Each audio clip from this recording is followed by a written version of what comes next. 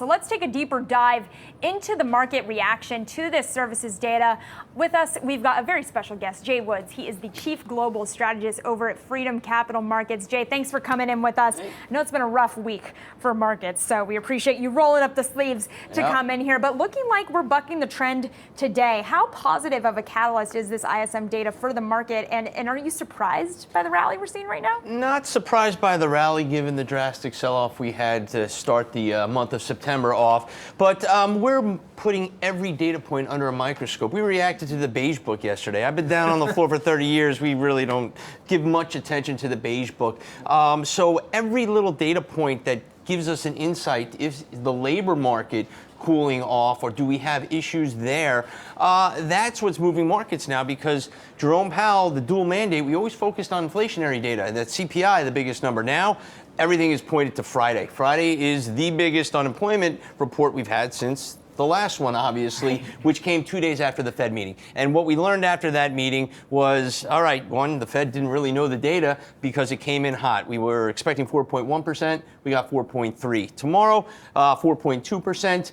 Anything hotter than that, then this market could take that leg lower, and then we could be talking about 50 basis points and a possible panic move by the Fed. So this number is the important number, but right now, everyone's a little jittery, so we're looking at every data point pretty closely right now. 50 basis points, I mean, that would signal that they are well behind where they need to be in curbing and getting back towards some of their targets as well. Do you believe that to be the case? And that would spell out that the economy is in far worse shape than we anticipate right now. Well, that's what will happen if they go 50, because people will be like, wait a second, maybe it's worse. They dropped the ball they should have cut last time. And that's the camp I believe in. They had an opportunity to cut in July. They waited, and then the data kind of took them by surprise, took the market by surprise. Then you had the Japan yen carry trade, and then you also had Apple, Warren Buffett selling half his stake. You throw all those three things over a long weekend with geopolitical concerns, and we had August 5th, a VIX that spiked at 60.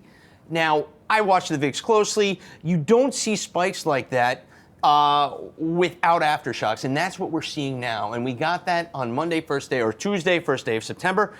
September, as you know, worst month of the year. Historically, go back to 1928, it's down 1%. Every other month is up over that time. And then we have election headlines that are going to really keep people on edge. And then go into election years. What are the two worst months going into election year? September, October. We bottom on election day, and you want to look back, 2016, 2020, we had the same candidate. Where did we bottom? On election day, then we rallied. I think the setups are there, but there are things we're watching. Watch AVGO, Broadcom, after the bell. That's one of the biggest tech-weighted stocks out there. Second biggest in the semiconductor index, behind NVIDIA. So that has a similar pattern that we're seeing in NVIDIA. I think we're consolidating. I think this is healthy, but when you live through that consolidation, you live through those drawdowns, you second guess. So watch the lows from August 5th, not just in the major indices, but some of those mega cap stocks. We don't want to see them breach.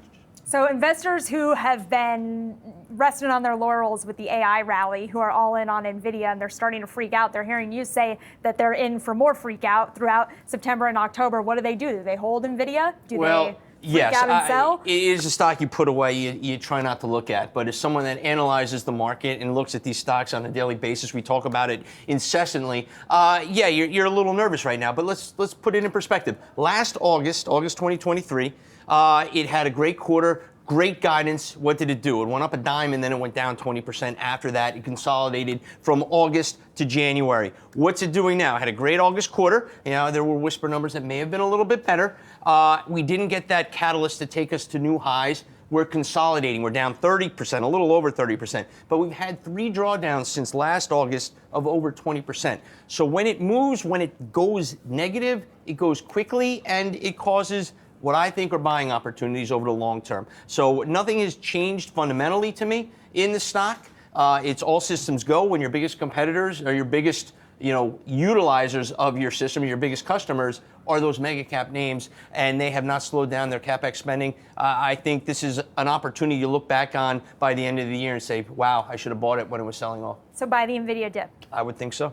And so if there is exuberance exhaustion with NVIDIA, where are the other opportunities right now? Well, we're seeing it. The market breadth has been tremendous. And unfortunately, you see that leadership in staples, utilities, real estate. Some of these sectors that you don't want to see leading, but money's not rushing out the exits right now. It's rotating, and rotation is the lifeblood of a bull market.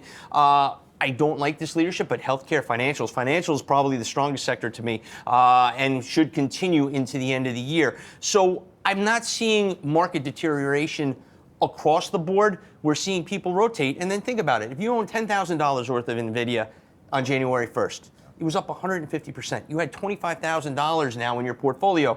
Smart money is saying, I got to pull back a little bit and diversify. And I think we saw that in the beginning of July, and then August, we got a little spooked on August 5th, and now we're just churning.